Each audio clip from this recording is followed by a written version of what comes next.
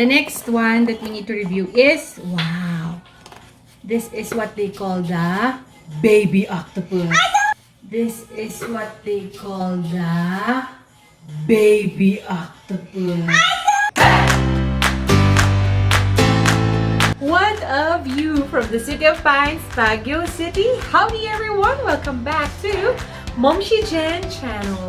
So, pag-uusapan naman natin ngayong araw ay tungkol sa pagkain. This April, we celebrated our first year anniversary in our channel. And you know what?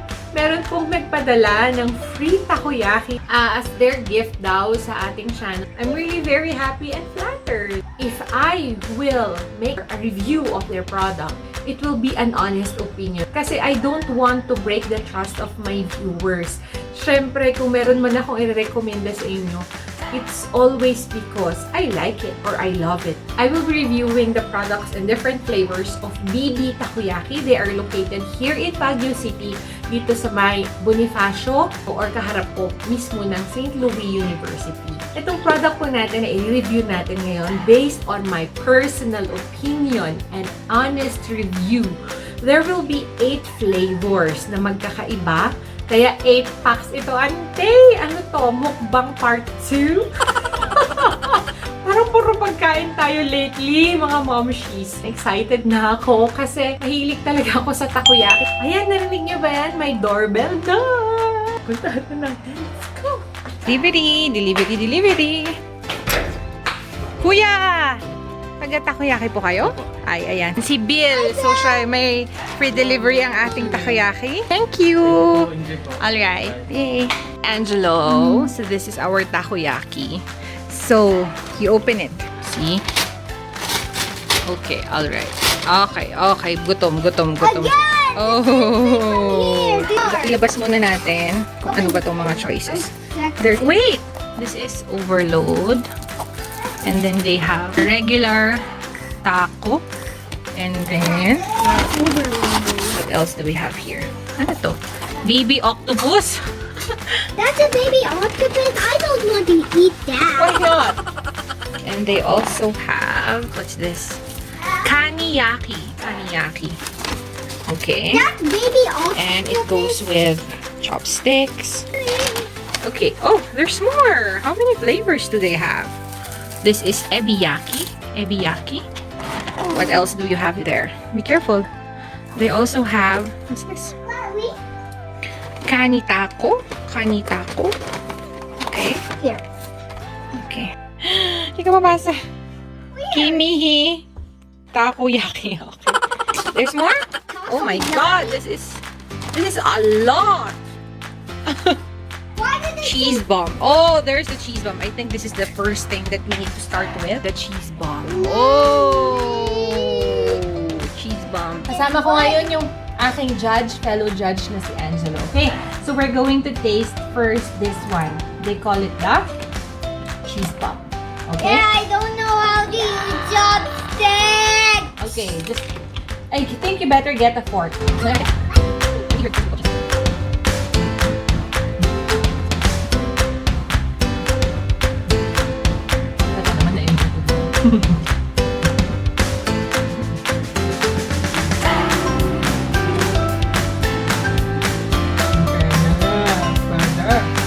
Cheese bomb, nagustuhan ko siya. Yes! Okay, kasi mahilig talaga ako sa cheese. Lahat yata ng pagkain, basta't may cheese. Nako, ang momshie nyo, number 1 fan talaga ng cheese. Cheese explodes in your mouth. So, kaya siguro cheese bomb yung pangalan niya. Because the flavor of the cheese explodes in your mouth. And masarap yung pagka-maalat and sweet ng cheese kasi talaga. So, I like it. So, my verdict for cheese bomb is it pack or plok? Pack! Pasado and well-recommended. Pack! Momshie. I like cheese bomb. It's pack. Pack. What does pack mean? Our next one is the Kani Taco. So, ito po siya. Ayan. Kani plus Taco.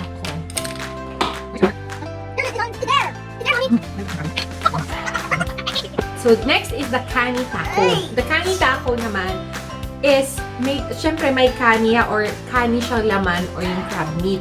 Balance lang naman yung taste niya. Matapang kasi yung sauce ng takoyaki. And then sa loob naman yan, you can really taste the kani. I like how the sauce combines with the kani and yung takoyaki mismo. At I saka yung like mga it too. seasoning niya and seaweed. Popcorn candy tackle. Popcorn candy tackle. Next natin is yung kimchi takoyaki. Diyos ko, ako hindi ako mahilig sa kimchi.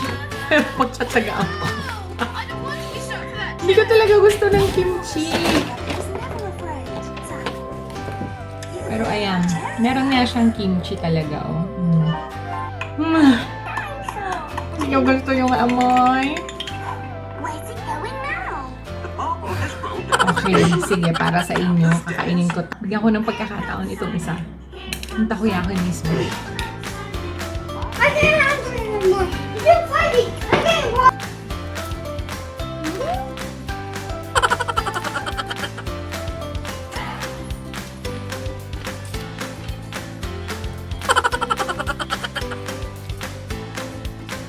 It's good until you taste it.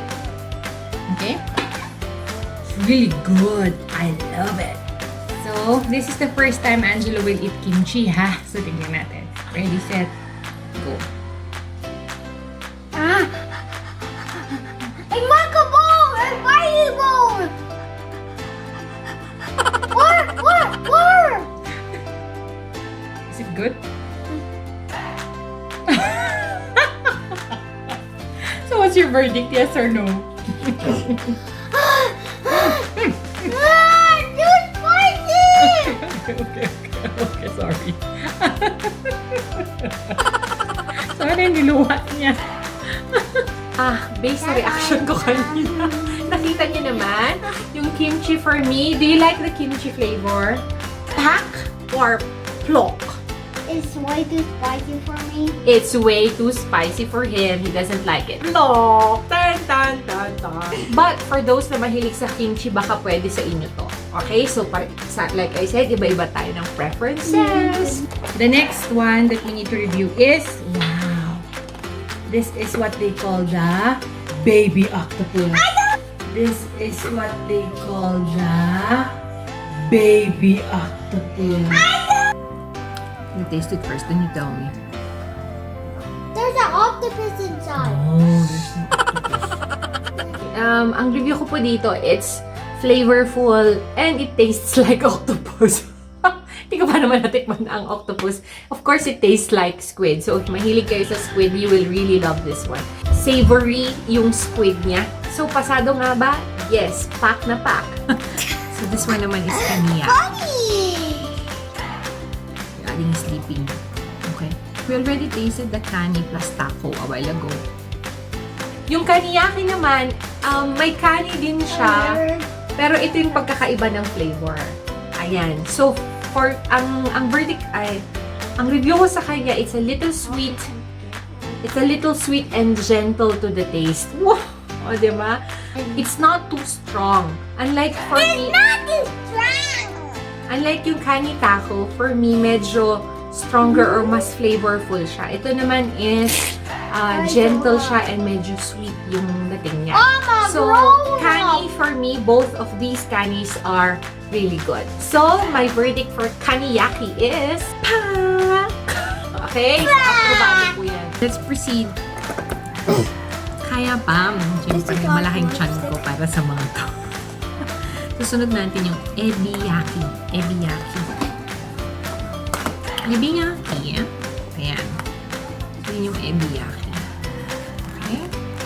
Ebiyaki is, ibig sabihin, may shrimp siya sa loob. Taste it first. Yeah, I will taste it first and then I will let you taste it after. Okay? If you don't like it, I don't like it too. We are now down to our seventh flavor, yung ebiyaki. Ang ebiyaki naman may kasama siya. Shrimp. Okay, so, the shrimp for me, hindi ko masyadong nalasahan yung pagka-shrimp niya. Kasi siguro matapang yung sauce niya. Nado-dominate yung flavor nung sauce. doon sa shrimp. Ayan. So, yun lang. That's my honest opinion. Pero, ang verdict ko, is it pak or plok? So, what do you think? Pak na pak pa rin. Masarap pa rin siya kahit hindi ko masyadong malasahan yung shrimp. So, for me, it's still pasadong-pasado kay Momshie Jhen. And, our last one is the overload.